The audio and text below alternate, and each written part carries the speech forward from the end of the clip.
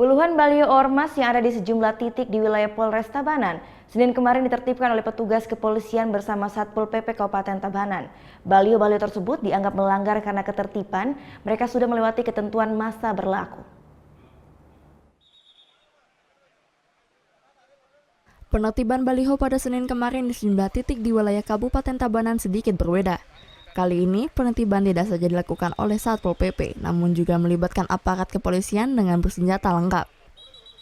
Kasat Sabara Polres Tabanan, AKP Kadek Ardika mengatakan, penertiban ini sesuai dengan instruksi Kapolda Bali untuk menertibkan semua baliho-baliho ormas yang sudah melewati ketentuan waktu pemasangan.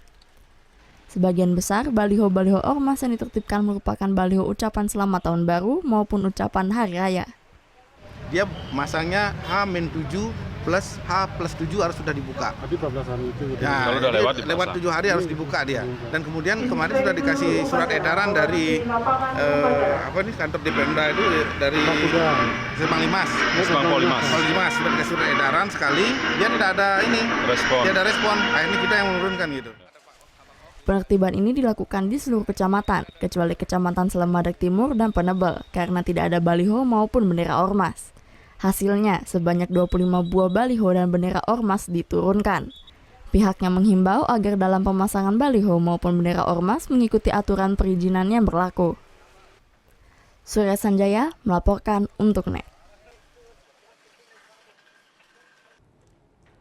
Thank you.